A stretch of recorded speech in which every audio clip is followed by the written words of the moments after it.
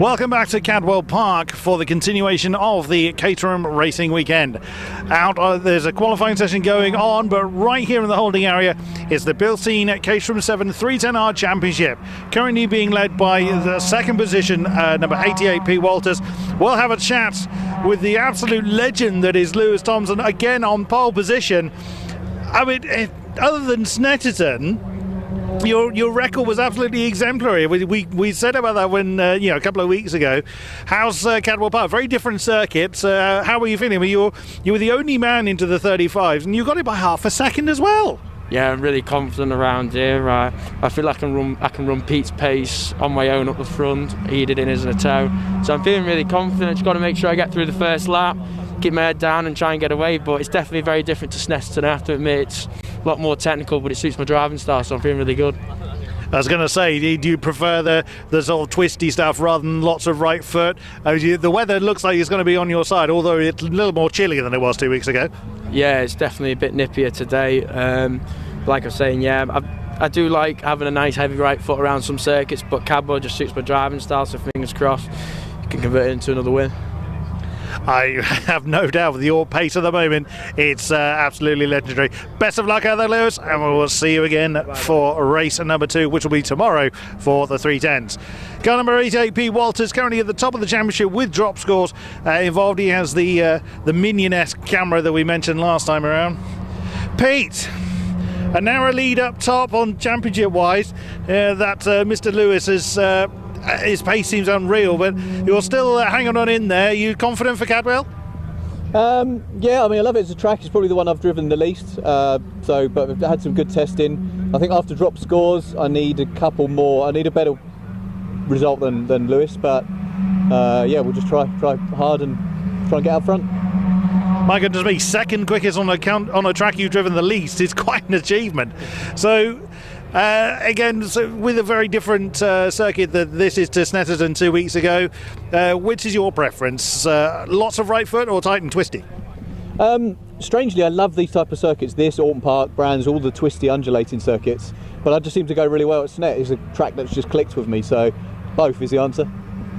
Excellent answer. Fit for all rows. Best of luck, Mr. Walters, as he hangs on to a narrow championship lead at the moment with drop scores involved. Of course, 2 races to go here at Cadwell Park. It's the last race meeting of their championship. All the Caterham championships except the Academy class will be concluding their championships here this weekend. The Academies finished their championship 2 weeks ago.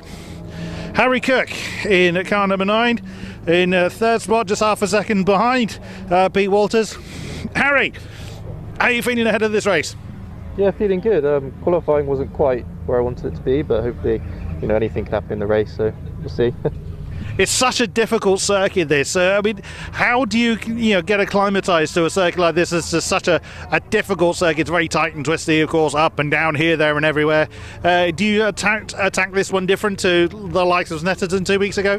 Yeah, I've actually had to change my driving style throughout the testing, because I'm usually quite smooth, but I've really had to attack in the testing to find the time. I think that's where the time comes from here, just really committing to the corners, yeah. Should be a good race though. Excellent stuff. We wish you the best of luck as well, Mr. Cook. That is car number 9, currently third, or starting third, I should say, on the grid. We've got a few minutes to go yet, whilst the current qualifying session is just leaving the circuit for their race later on. Car number 84 is Andrew Murgatroyd. Hello, sir. Hi there. Starting fourth. Yeah. Are you happy, or is there more to find? No, I'm pleased with qualifying. Really close with Harry there. Yeah, hope to get a good start. Stay with the lead pack, and anything can happen from there. Yeah, podium's the target. Now, overtaking is not necessarily the easiest thing to do in these kinds of the best of conditions, but with Cadwell being so challenging, is there anything you need to do differently as far as the mindset or driving style is concerned? Yeah, I think think about the tyres from the off. Look after them, and hopefully when people start sliding around towards the end, I can pounce. Best of luck, Andrew. As you can hear, the engines are starting to rev as the cars are now leaving the way. Whoops.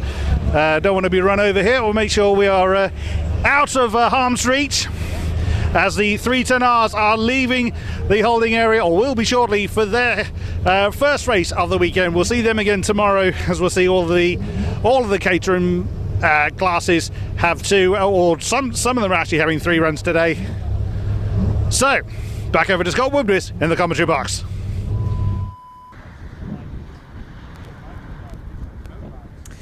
Thank you, Chris. Yes, welcome back to Cadwell Park for more action here from this Caterham Finals weekend. We've had 2 Caterham Championships out for their first races of the weekend. Now it's time for number 3 to make its appearance. As we said, the Bilstein Caterham 7 310R Championship. And there is a fight at the top of the points between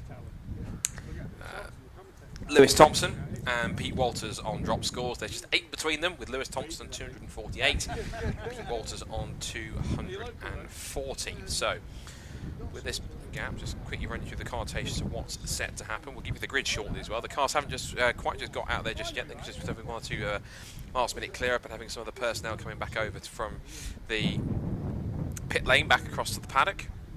Because such as the unique nature of Cadwell Park is that there isn't the paddock and the main and the actual pit lane aren't connected as one place. The assembly area is towards the top end geographically of the circuit, whereas the pit straight is much lower down. So therefore, in order for crews to be able to get to and from the pit lanes to the paddock and vice versa between sessions, they have to use a couple of small roads to cross over from one side of the circuit to the other. So the cars are now making their way out onto the circuit with points leader Lewis Thompson on pole. Here they come. So you can see that Lewis Thompson and Pete Walters are the 2 main contenders on the front row for this first race together.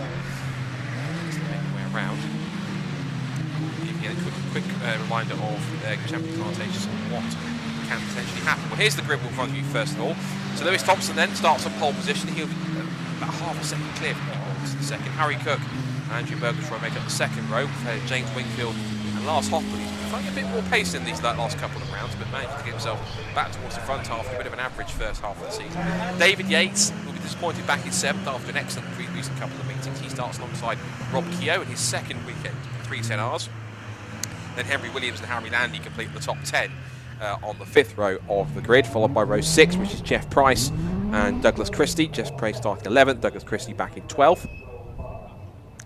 Then the 7th row of the grid sees Stephen Metcalf alongside Chris Welch.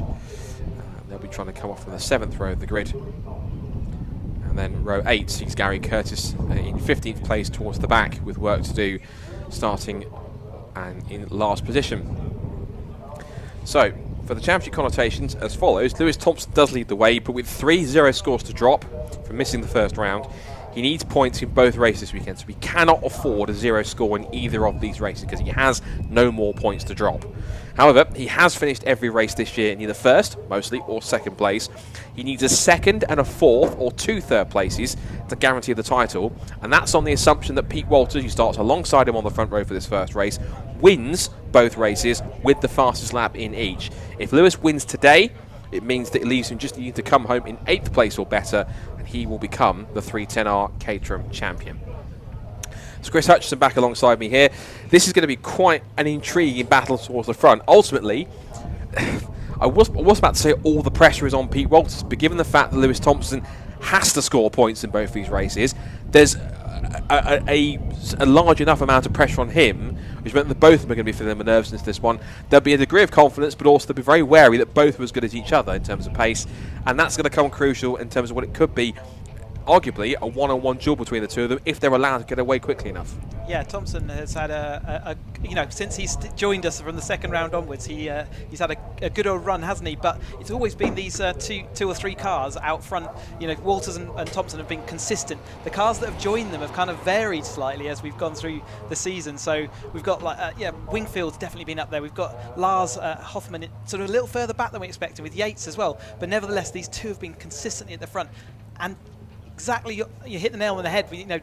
Thompson hasn't got any sort of leeway. He has to finish well, and if he doesn't finish well today, it puts all the pressure on tomorrow. So, both of them are in this intriguing position where they've got to both be careful, but Thompson's certainly got to finish this race.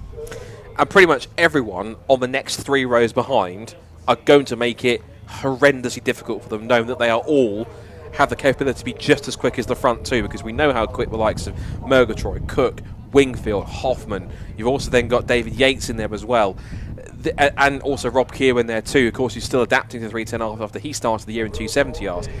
This is going to be incredibly tough for all of them, because essentially, and if they even get an opportunity to put themselves right amongst the pair of those front runners, they're going to take it and they're going to grab it all day long, because ultimately they'll have their own points battles to go with, and they'll have their own sort of ambitions to get strong results to round off the end of the season on a high. So again, it's like what we saw earlier on in the 270R in the 7 UK race and in the 270R race as well previously.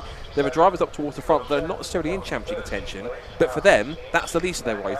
They're here to end their season with a good result, to carry that momentum and that positive feeling into next season, so they can build on that and make a quick start and a clean start to try and get some strong points at the beginning of next year's campaign. The most important thing so far for them this year has been to, or this weekend has been to get on pole position. We've already seen in the previous couple of races, you don't make massive strides forwards and backwards, and you certainly don't do it quickly. Like at Snetterton, you could make 3 or 4 places up in a lap, even more than that sometimes.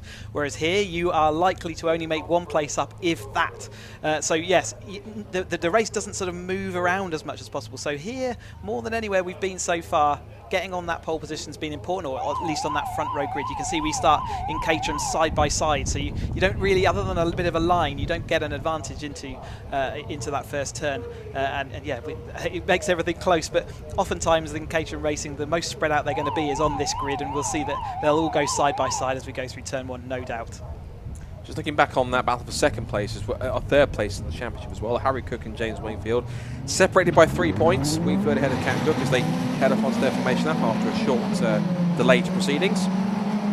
Head off to get some temperature into the temperature into the tyres and the brakes, as well as to get the tyre pressures up as well. And of course, it's crucial enough to get a good start, particularly when it's such a narrow circuit. Those first couple of corners, the start here, amongst other circuits, is equally, I'd say, one of the most important.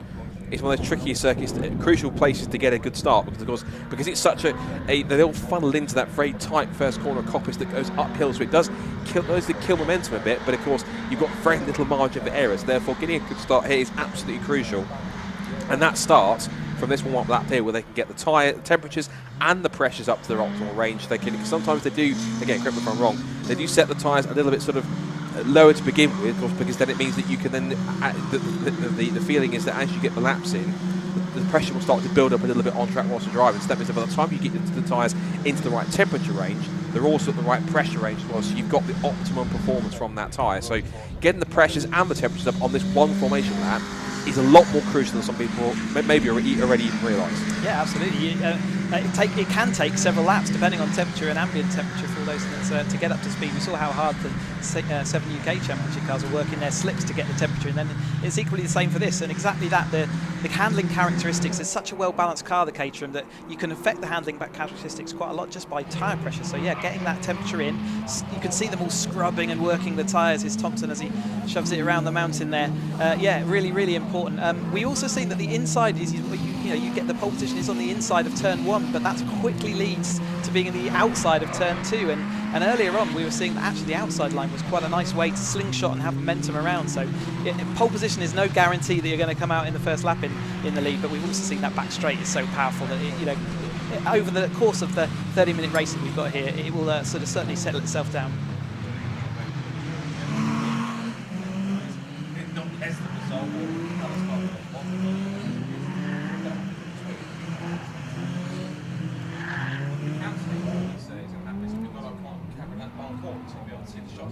Coming out of the head,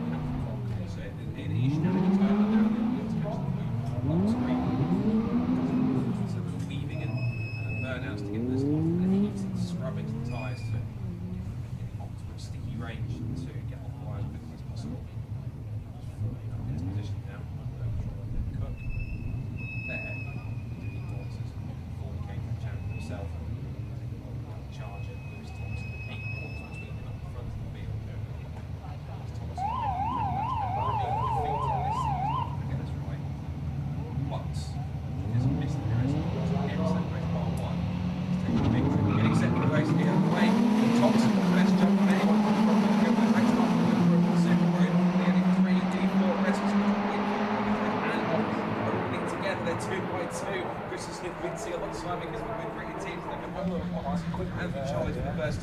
Thompson's clearly got underway.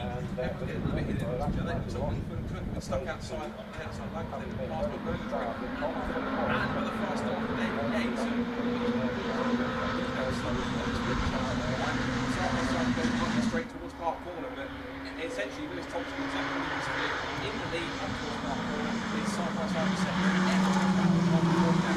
David won't mind me saying he's not a spring chicken, so he is doing very well, and he's moved forward in every race we've been watching him. He came sort of later in the season to the 310R Championship this year.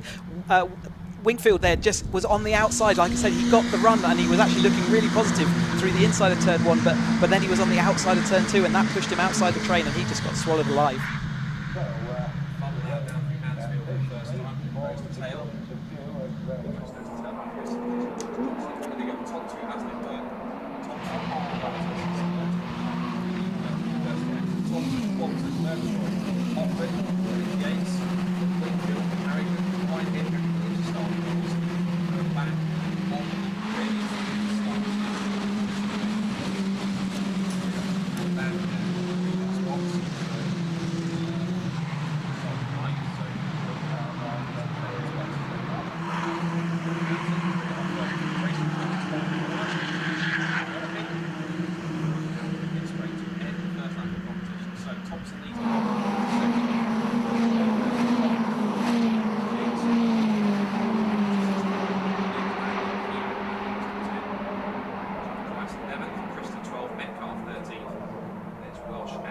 To round out the 15 cars in the field. Initial field spread after the first lap, 8.7 seconds at this point. Yeah, interesting early start, wasn't it? There, Thompson actually setting the fastest lap there, even though he was out front. So a really good start from him, and Wingfield fully locked up there, going into that corner. But he brought it back under control as they go into Chris Curve. If he's on the outside now, that's real nerve-wracking stuff. But they both hang on, and Wingfield actually makes that stick around the outside. So that's a pretty impressive bit of driving there. That was gutsy stuff there. Prevent that sticking. Good car control. Cook not to lose that one completely. Really on the long stops to try and make sure that car wasn't going around. Big lock up the clears behind it. Defence from Harry Landy. Out through the complex. Back towards the mountain. Again, still just pressuring Wimble as they come through. Side by side for third as Hoffman goes side by side over the mountain. Makes the move stick and gets in front of Murgatroyd.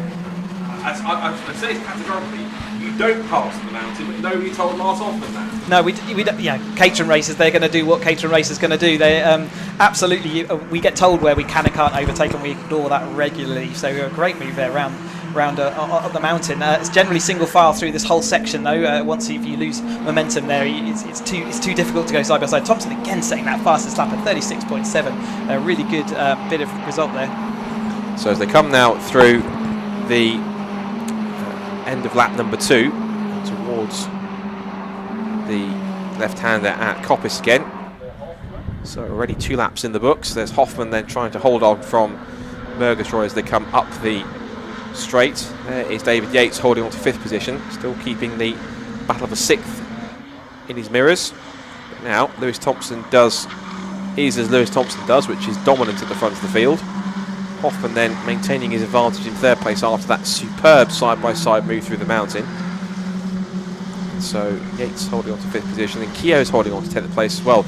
Rob Keogh, who's a former Janessa racer, took a year off last year due to the COVID-19, and Hoffman's trying to go off the circuit there. He went very wide on the exit of the gooseneck, got 2 wheels onto the grass, so just managed to hold on the correction. But the flag marshal's pointing at somebody, so either someone's hasn't respected track limits, someone's done something wrong for the marshal, but he was pointing at them and saying, you might be in trouble. So I'm pretty sure the driver won't have seen that, but nevertheless that will be communicated back, as here we are back at the high jump competition. Yates there making that great move forward from a slightly lower position there, but ahead of Wingfield there and Cook, so making some good progress early in this race. Yeah, currently sitting in 5th place. He's got some work to do to get onto the tail of Murgatroyd and Hoffman to join that scrap for a potential podium spot.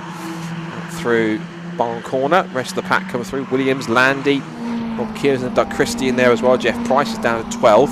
Fastest lap of the race for Lewis Thompson. End of lap 3. 1.6 seconds is the gap now as here comes Cook having a look around the outside. We've been here before between these two. There goes Williams, Landy, and also in there too was Rob Keogh. So back out now through Charlie's. This is on lap 4. Yeah, Thompson getting 3 fastest laps in a row there. He's absolutely flying out front. We've seen he didn't have it his all way at Snetterton, did he? And he was absolutely consumed by the pack. But here, like he was saying in his interview beforehand, he's really enjoying the technical nature of this track and really showing everyone a nice, clean pair of heels at the moment. do get some drivers who are a little bit more prefer one kind of circuit than the other. Some prefer the longer circuits with the fast circuits with the long straights and with longer sweeping corners. Others prefer the technical courses with lots of winding circuits, or circuits that have lots of undulations, particularly like Cadwell Park and Alton Park, and to a certain extent Donington Park as well. That first sector all the way out of Redgate through up towards the top of McLean's is quite a roller coaster in itself. And then you get the all-rounders that no matter what circuit you put them at, they're going to make an impact. And speaking of impact, there was almost one from Harry Cook into the back of James Wingfield. He was all over the back of the red and yellow Caterham just in front of him, car number 13. He had to stand on the anchors to make sure he didn't make an impact with him just before the mountain. Yeah, and it's tight through there, heavy on the brakes, and so he actually had to get on the brakes a little heavier than he wanted to there. No way through for him, but Wingfield there holding on. We've seen Wingfield is very strong in his defensive driving throughout the season, and it looks like that's set to continue. David Yates getting a little bit of a healthy gap ahead of these two, and certainly Wingfield's going to be looking in his mirror. There we go, Cook going around the outside. Cook seems to have a little bit of extra speed, doesn't he? But he's hanging on in there. Will he be able to go up the inside coming into turn 2? Yes, he's made that stick. So round the outside of turn 1 is definitely a viable overtaking opportunity. Yep, if you've got the grip and you've got the confidence and the belief the car will stick, you can make it through. And it's exactly what Henry Cook's done. He's now up into 6th position. So Wingfield drops down to 7th. There's 8th down to about 11th. Now it's David Yates, who now has these mirrors Harry Cook, and he's going to bring James Wingfield with him. So last lap for David Yates, his initial decent pace has dropped off a bit. He's in the 138s now, 138.4 last time, and he lost about almost nearly a second to the cars in front, at least, because the leaders, Thompson and Walters, are in the 36s, and then Hoffman and Murgatroyd are now just about equal on pace in the low 37s. So it's got a little bit to try and make up here. And now that Cook's got past Wingfield, you can see the pace difference. You can see how much he was clambering all over Wingfield's car. Now he's got through, got that clear air. He can get right onto the back of David Yates now and put the pressure on him now as they come towards the mountain to try and pick up that 5th position. He will. The ultimate thing is, even though it's a half an hour race, Cook will feel that he's got some decent pace in clear air. So what he'll want to do is clear David as quickly as he can. If he can do that, his next target, he's almost certainly going to be to try and close up to that scrap for 3rd. Easier said than done, though. David Yates is not an easy man to get past, and certainly not to make it stick. Certainly plenty of battles as well happening deeper in the field there. We saw Harry Landy disappearing around the hairpin, coming into Barn Corner now. So yeah, and just ahead of him is Williams. So Harry's definitely looking to make some improvement over his qualifying position, and certainly is doing that right now. And David Yates looking like he's having to defend into a bit further along the track as I just look out the commentary position there. Here's Thompson, though, absolutely dominant so far, isn't he? So he's back to his old ways of actually just being relentlessly consistent and fast. And 36 bracket in these cars is a great time to be turning in clean air. In the background, looks like that Cook has got past Yates. We did make the move sticks. Obviously, he must have pulled off, I'm guessing, a similar sort of move, if not a carbon copy of the one he did to make the pass on James Wingfield. So up and now into 5th position goes Harry Cook. Yeah, we've still got Hoffman and Murgatroyd are in that sort of middle ground, aren't they? In 3rd and 4th there. I watched them through the Hall Bends last time, and they're absolutely pushing flat out. Murgatroyd having a bit of a resurgence. He hasn't done the full season this year, but he's absolutely a great, consistent driver, and he's made his way back up to Hoffman off the track, and we've seen that a few times as well. I'm wondering whether some of our earlier races we sort of missed a few of those moves, and that's what was causing some of that bunching up that we saw. We talked earlier on about these different phases of the race. We're now into that settle-in period. These three are not settling in, but nevertheless they're still going for it. David Yates still managing to stay ahead. Remember, I said he's quite a difficult character to get by. Great little jump there by Wingfield there. So yeah, we're coming into that middle phase of the race, and we might well see some of these groups come back together as the battles intensify. Yep, so Cook's lead that he had when he managed to get through the first couple of corners before the start of a lap has kind of diminished a little bit, because it looks that out the back of the circuit that Yates was able to take full advantage of the slipstream that he had and gets back through. So here they come for 5th, 6th and 7th. Here goes Wingfield, keeping his way, turning up through Coppice Corner again. Watch out for the likes of Williams and Landy. They're sitting personal best now in the 38s. They might start to close a bit more, but David Yates in that blue, black and white car number 15 with the black and red machine of Harry Cook just on his tail now. He's as close as he's ever been, so surely this has to be a run up the hill to pull alongside him. Surely he will get himself in front before they get to the braking zone. Or at least you think so in theory, but David Yates is hanging on. He's a whiny old fox this day, David. He's not going to let it go that easy, but he has to capitulate because he realised if he tried to keep going on the inside line, Harry was always going to turn in to try and take the line. There was going to be contact, so smart driving there overall from David, and he knows if he can pick the pace up a bit more and stick with him, there's every chance he can get back past. But now his next task is to try and multitask. He's going to try and keep closing in on the back of Harry Cook's car, staying with him, whilst also keeping one eye on James Wingfield in the mirror, who is closing in to try and pick up past both of them if there's an opportunity to do so. He is the filling in the sandwich at the moment, isn't he? And but it looks like Cook is the person with the pace in that group. So if there's some wise heads in there, and I'm sure there are, they will let him drag them along. They can gain that sort of second around this lap of extra speed, and you can even see now Cook's gained a little that comfortable gap. So David Yates wants to keep that in view to protect them, well, maybe drag them up to the group in front, but also to protect from the group behind. In front, I was just about to check in with how the front runners were doing, but that's how Lewis Thompson's doing, 136.448. Now Pete Walters isn't that far off his pace. He did the personal best last time of 36.7, so the gap is only, and I say only because obviously it could be much larger, knowing how Lewis Thompson's pace is, it's only 2.6 seconds because Walters is doing everything he needs to try and keep that, minimise the gap that he can pull out once more, so working hard. So now that Cook has got the advantage here, it's now David Yates in the slipstream as they come up Park Straight towards Park Corner. Wingfield is trying his best to keep hold of them.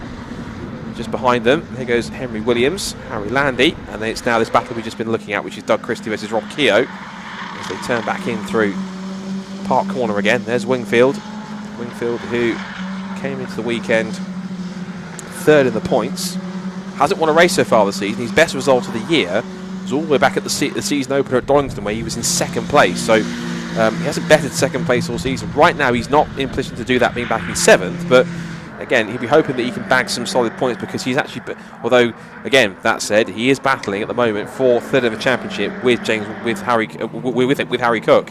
So these two now are pretty much almost nose to tail, but it's David Yates that's being the proverbial cat amongst the pigeons here. Is that James Wingfield needs to find a little bit more pace and get around him to try and minimise the difference, the amount of points that Cook's going to try and take off him. At the moment, he's taking 2 points out of him. He wants to try and minimise that to 1 in order to try and maintain his advantage.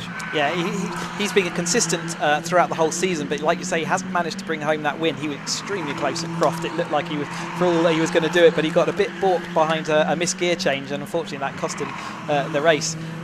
So he's looked likely to win a race, but in this one he's a little bit further back than we might expect. In 7th place, I guess sometimes championship gives you the jitters, doesn't it? And he's definitely wanting one of those nice trophies at the end of the year, but he's seeing Cook a couple of places ahead of him, which isn't going to help his position right now. Yeah, the championship awards coming up in a few weeks' time for Caterham Motorsport, and so before we actually hand out any trophies, we've got to decide who they're going out to, and so we've already essentially wrapped up effectively 4 championships, if you like, out of the 6. So we've still got a couple more to settle. Now then, Wingfield must be trying to wake up here, because he's trying to get the undercut here on David Yates. Yates wants a little bit wide, and Wingfield sniffs an opportunity through Chris Curve, but David Yates just cuts across and holds on to the position and maintains the place. So everyone getting a bit spread out here. This is arguably the closest battle on track at the moment between Yates and Wingfield, but even they're starting to lose touch quickly now to Harry Cook, who his next target has got to be using the clear air to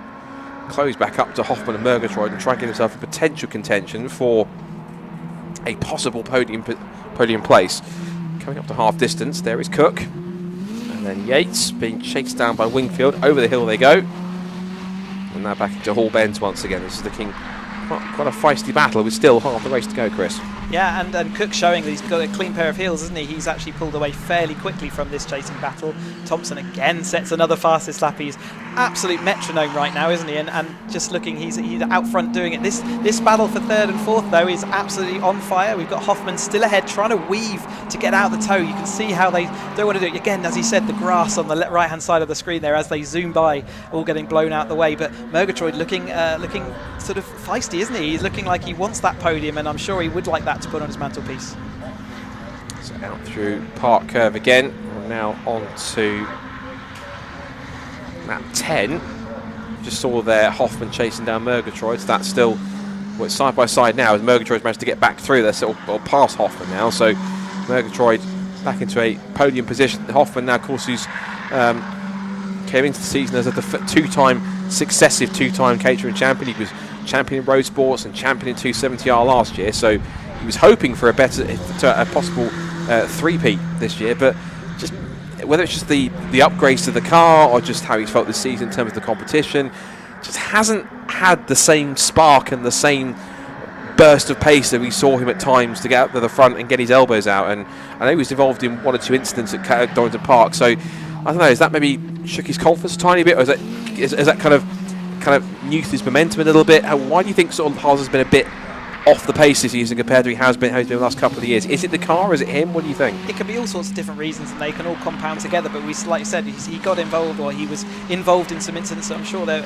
it wasn't really his fault. There was a mixed grid at Donington which caused some issues, and yeah, off he popped, and it was unfortunate. And again at Knock Hill, he got into an incident which took him out of that race. And once you've started having a bad run of form, it becomes a little bit more important that you get a good run of form. So he's always been there or thereabouts, but sometimes a bad result here or there drops you back down the field. If it's race 1 where you have an incident, you've got to start the race 2, right back, and then you're relying on a bit of luck as well as judgment to get back through. So I don't think he's lost any of his. We've seen him already. He's been off track and as exuberant as ever. So he's definitely a man on a mission. But yeah, you can definitely have a bad run. We've got Wingfield now ahead of Yates. So Wingfield has made that stick, and maybe just showing that he's got a little bit of pace over Yates there. So Yates making early moves in the pack together, but as soon as things spread out, it looks like he's just needing a few more tenths to stick up there.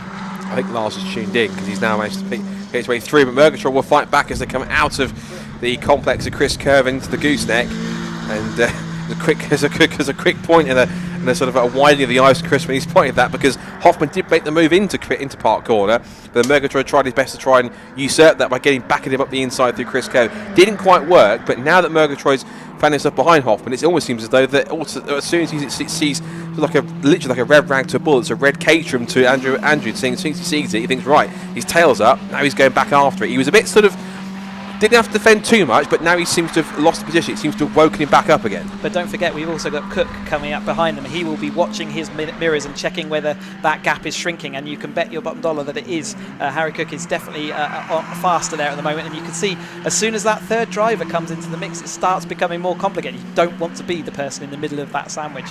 It becomes complicated, and you often then your defence will let the person in front of you just disappear off. So yeah, don't want to happen. Again, we're just seeing that gap here, Wingfield to Yates, slightly spreading, which just says to me that Yates doesn't have that extra couple of tenths he needs right now. So yeah, lap time wise, definitely the person to look out for is going to be Harry Cook, because Hoffman did a 37.8, 38.9 for Murgatroyd, and then Harry Cook just steaming along with a 37.0. So on that lap time, he was the second fastest man on track, even quicker than Pete Walters. So Henry will certainly try and close that gap as quick as he can. It's a 2.5 second deficit, and if he keeps on running at this pace, it certainly will be in only just a couple of laps. There he is, flashing through the shot, so not too far behind.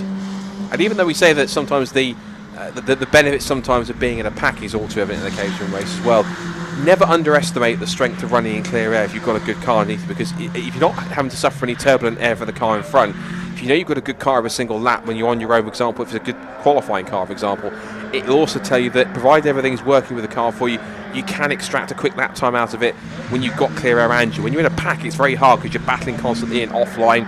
When you've got that sort of that gap from in front and the gap between, you're chasing and your tail's up and you're motivated to try and catch the cars in front, you can start to pull in some pretty quick lap times and dramatically close the gap which there once was to something that's almost nothing in a matter of laps. Yeah, and here's Williams ahead of Landy. Absolutely, if you're in a pack, you're relying on what the person in front of you is doing. If you're following someone, you can't go through the corner any faster than they are if you're behind them. So that's where you often see actually the fastest laps we see are where someone is catching up a gap. I'm just looking out the commentary window. I've seen Murgatroyd is in front again, but here we are with Williams. Great lap, Carrie's caught up the gap to Williams, closed it in, looking like he's got the pace, but can he make that move? So certainly he's going to have a good opportunity. Maybe not into turn one this time, but up at the back of the park straight. He's certainly having to go defensive from Williams on the inside, and Landy there absolutely being a pain for him, isn't he?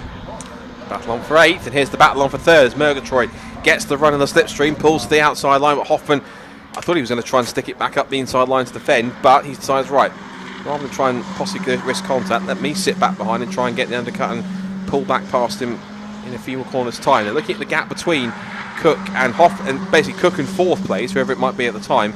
The gap's come down by another 6 tenths or so to 1.9, so it's getting smaller. Cook is starting to get a move on here. In fact, he has been the last few laps anyway. So Cook is definitely putting himself as a factor to try and get himself onto a podium place. There he is, in the black and red car, just toward behind these two battling for the last podium spot. Very, very quick check-in. Lewis Thompson does still lead. He leads by a fraction under 5 seconds. He's about to complete lap 13, so he'll do so very shortly in the next few moments. Pete Walters is still in second place, doing everything he can to try and minimise the gap, but we know that if Lewis wins today, and he has the fastest lap of the race, it should mean that all he needs is a spot in, I think, around about 8th place or so tomorrow to effectively mean that he picks up the provisional 310R title tomorrow. So keep an eye out for that one. Thompson and Walters across the line. Gappy's out to 5.2 seconds. Another sort of 10th and a half taken out. What about third and fourth? Well, that time's 37.9 for Murgatroyd, 38.0 for Hoffman, 37.3 for Cook. So he's coming. He's definitely coming. He's definitely got the pace of these two, and he's obviously got the bit between his teeth, hasn't he? He's really going for it. We've seen Murgatroyd here actually stay in front for a couple of laps now, and at the same time, disappointingly, Thompson hasn't set a fastest lap for a couple of laps now. Maybe his tyres are just tipping over, or maybe he's actually realised he doesn't need to push quite so hard. But here we go again. We've got Hoffman around the outside. We've seen the outside here work, and he does swing around the outside. He obviously keeps. Oh, they're just dripping his wheels over the edge of the curves. Exuberant as ever, Murgatroyd's going to make this one sticky. He's got that done. So the outside move does work, but you must keep it on track, because that little bit of wetness or mud on your tyres just means that you cannot get that car turned into Chris Curve. What is it we always say? The harder these two fight each other, easier it is the car to gain ground. Case in point, Harry Cook has absolutely charged onto the back of these two. That is the downside of having a fantastic battle. It looks spectacular, but it's not the fastest way to race this one. As we see also, still we've got James Wingfield battling away with David Yates. There is battles all around the top 10 for positions. This is by no means settled. And you can see the gap that he's come across. David Yates and James Wingfield have dropped that far back, and that is the gap that Cook, because he was battling with them just a few laps ago. He's made all that ground up, and now he's on them, and he will be able to inject some interest in that battle now, whereas those two have been swapping comfortably between themselves now. They've got a really fast guy caught up with them and is now looking to maximise his positions. This is no longer a one-on-one battle. This is a three-way dance now between these three. Murgatroyd, Hoffman and the hard-charging Harry Cook. Last lap times passed time by 37.8 for Murgatroyd, 38.0 for Cook, 38.0 for Hoffman, 37.3 for Cook. He's brought the gap down again to 0.6. Now I'm sure on the run off his corner it's going to be Hoffman's turn to get the toe. Up Park Straight, here he comes. He gets closer and closer. Harry Cook watches on behind in 5th position. Where's he going to go? Is Hoffman goes to the outside? Indeed he does. Will he go to the outside, make the moves 2 times in a row? Thinks about it. This time Murgatroyd sticks his elbows out. There's contact. Murgatroyd's left rear wing goes flying. Cook's watching him and saying, fancy if I get involved, boys. Trying elbows into the battle. Side by side again, and Murgatroyd for the umpteenth time holds the inside line, gets back up the inside and says, Lars, get back behind me. You ain't getting in front before the gooseneck. We saw a wing ping, which is not that uncommon in a Caterham, but yeah, great driving by them just to lose that wing. But I don't think there's any room for Harry Cook at the moment to make that move. The outside line there, again, showing that it is a powerful one, but doesn't necessarily win you the war. It only wins that sort of initial battle. But yeah, now wingless as well. It might give him a bit of a rear left cooling, which is probably quite nice at this stage of the race. But I still think with 5 minutes to go, or just under 6 minutes to go, Cook's still got a chance, but he must make those moves in the next couple of laps, otherwise I think it's game over. Yeah, and all he can do is find the opportunities where possible. He's now made it a trio for third place rather than just a one-on-one duel with him catching. So he is in this fight now. A little twitch of oversteer from Murgatroyd as he put the power down, but he's got a couple of car lengths now over Lars Hoffman. Last lap times again. Look at that, Murgatroyd and Cook, identical lap times to the thousandth of a second. They both set a 137.802. So both of them lapping at exactly the same pace, and it's Hoffman who's a further 4/10 back in terms of speed. So ultimately, not only is he in a bit of no man's land here and in a difficult situation, but Hoffman is the slowest out of the three. I think he's got a wing peel. I think his right rear wing, I think, is peeling a bit. So there might be a legacy of the contact he had a lap ago just here. And now it's Cook's turn to go on the attack. He's close enough to do so. Murgatroyd, I have to say, Lars Hoffman right now, Chris, I think it's an understatement to say he's not comfortable out there at the moment. It's definitely not a comfortable place to be, and he's seeing Murgatroyd disappearing off, though. He might start getting a nice little tow from that, but at the moment he's having to drive looking behind him, which, again, if you've ever tried driving on a track day, then it's tough. Here's Thompson going on his imperious route. He's starting to overtake back markers. We see Gary Curtis there in his car with Walters there going round. You know, doing an impressive job but it's a kind of ultimately just a lonely race that both of them have had, and he just hasn't had those extra few tenths that Thompson has actually dialed in. The Yates and Wingfield battle going on here has been race long, and they've been swapping backwards and forwards, and here's the Landy and Williams, and every time I look out my commentary window, all those battles are swapping, so they're really sort of going backwards and forwards. Everything's spread out a little bit, but Wingfield currently ahead of Yates just as they go past us now.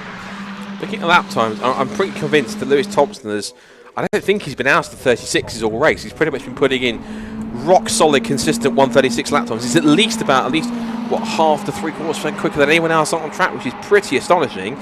Now, though, these guys are starting to pick the pace up. They've got into the 36s now for all three of them. So Murgatroyd, Hoffman and Cook are now into the 36s. Personal bests for Murgatroyd and Hoffman, both on 1 to 36.9. So they were joined in that lap by Harry Cook. So all three of them lapping at pretty much identical pace.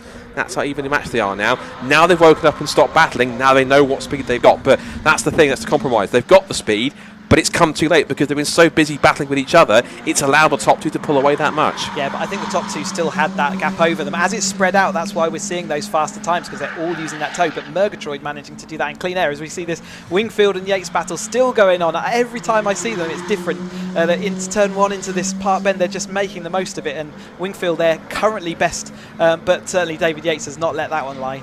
Sounds like a crime novel, doesn't it? The adventures of Wingfield and Yates. It's certainly been quite an adventure watching these two battling it out over 6 positions. It's been quite entertaining. I'm pretty sure there'll be quite a handshake and a hearty sort of race we hug between these two, because they've had quite a good show between all of them.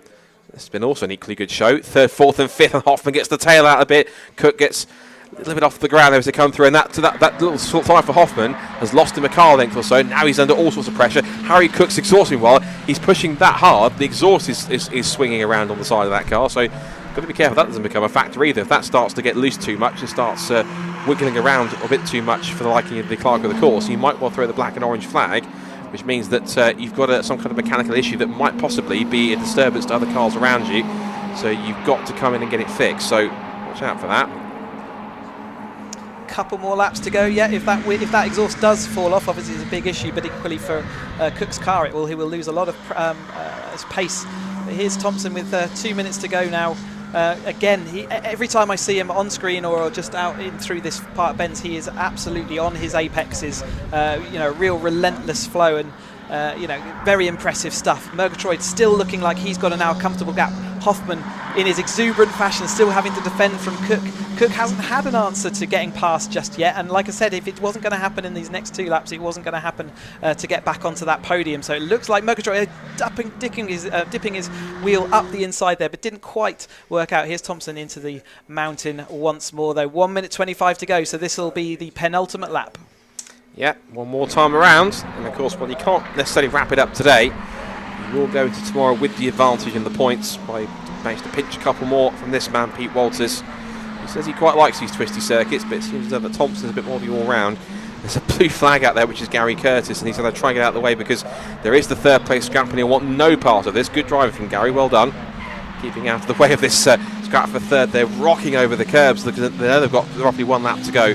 Across the line goes Lewis Thompson to start the final lap. Walters is now 2nd, but it's this really tasty fight for 3rd place between these 3, which could go arguably still either way between them as they come on to the last lap, Chris. This is going to be epic. Yeah, they're closing up, aren't they? Just as I thought that Murgatroyd looked like he was going to win it, actually, it's all closing up once more. The battle for this final podium spot is heating up and really coming to a crescendo. Like you say, Hoffman's rear wing there just dangling off, and we've got some other damage on the other cars. They've certainly had an adventure on their travels around Cadwell Park today. Through Charlie's for the last time. Now it's the park straight, and Hoffman, he's just not close enough to quite get the strong enough toe to stand a chance into Park Corner. He'll certainly keep trying. Closes back in, under brakes, turning in through the right-hander at Park Corner at the top of the hill. Now this long multi-apex right-hander at Chris Curb. It's almost a never-ending, virtually endless right-hand, and all of a sudden it just very tightens up and sharply flicks right and left.